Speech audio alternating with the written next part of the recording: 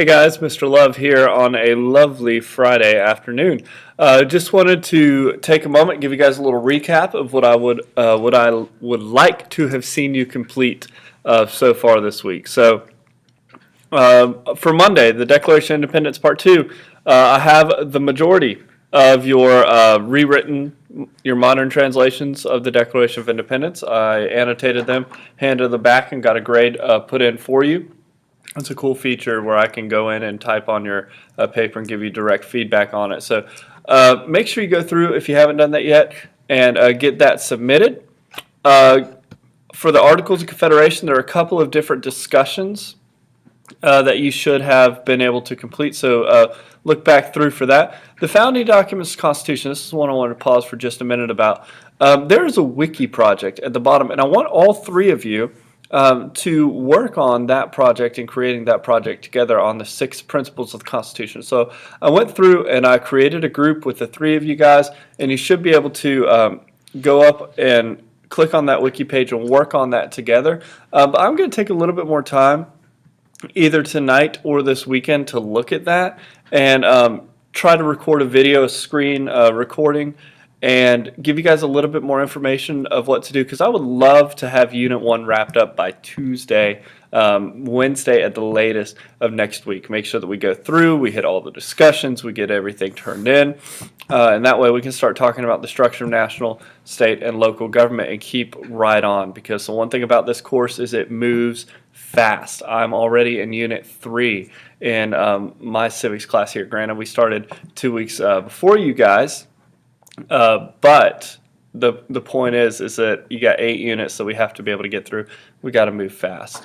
So I digress to tell you that I'm going to take another look at that just to make sure that I can give you guys a better explanation of what I expect there, so we can get that done. Federalists and Anti-Federalists, just make sure that you go through, hit those discussions.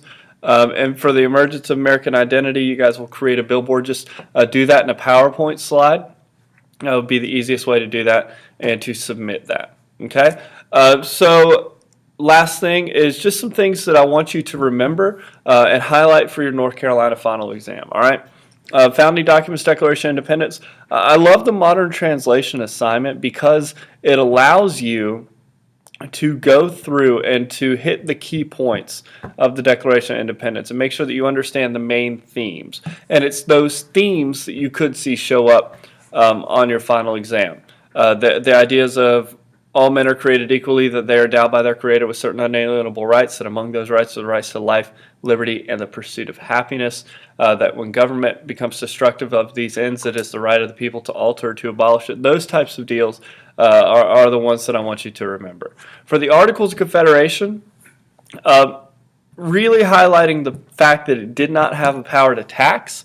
And then you need to be familiar with the event of Shays' Rebellion. If that doesn't ring a bell, please go look back at the PowerPoint notes and the videos that I recorded with some lecture notes on there for you. And make sure that you understand that because of Shays' Rebellion and because the federal government couldn't raise an army to put down that rebellion, people were like, oh man, we need to fix these documents and give our government more power. And so they sent 55 men to Philadelphia, Pennsylvania to go and fix the Articles of Confederation, just like you guys thought.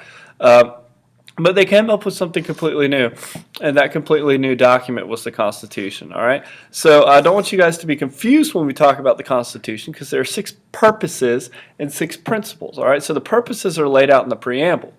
We, the people of the United States, in order to form a more perfect union, establish justice, ensure domestic tranquility, provide for the common defense, promote the general welfare, and secure the blessings of liberty. Those are the 6 reasons why we have government.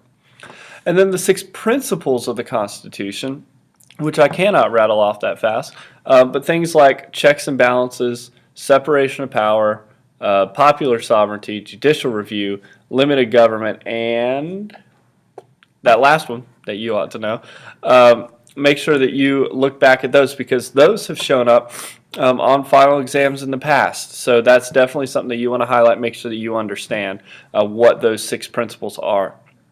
And so then we get to the ratification debate in this narrative of this unit. We get to the ratification debate, the approval debate, whether or not we want to actually approve this Constitution we just made. So there's two different parties that come up. You got the Federalists and you got the Anti-Federalists. The Federalists are the ones who are gung-ho. They love the Constitution. They think that it's great the way that it's written. People like Alexander Hamilton, John Jay, and James Madison. And they're writing a series of essays called the Federalist Papers in order to be able to convince different states to pass the Constitution.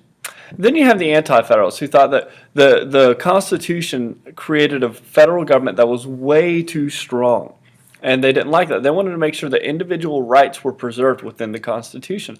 And so they refused to approve the Constitution until there was agreement for an addition of the Bill of Rights. North Carolina, we actually said no the first time the Constitution was sent to us for approval because we were an anti-federalist state. All right, so make sure you're familiar with the difference. That's a pretty easy one. Federalists liked the Constitution, Anti-Federalists wanted a Bill of Rights. All right, and then for the emergence of American identity, that just kind of takes everything that we've talked about so far. Where has this idea of being an American come from? From the colonist to the end of salutary neglect to taxation without representation, the American Revolution, Declaration of Independence, all of these different documents. And what does that look like today? Okay, so as you finish up your Emergence of American Identity assignment today, go back through all throughout the week and really all throughout day one and just click on each lesson tab and go back through and make sure that you have turned something in for every single assignment, every single lesson. And that way, when we get to Tuesday or Wednesday of next week, we can just move right on and be good to go. Okay, if you guys have any questions, please message me through Haiku or shoot me an email, and I will do my best to get back to you guys as soon as I can. All right, have a great Friday.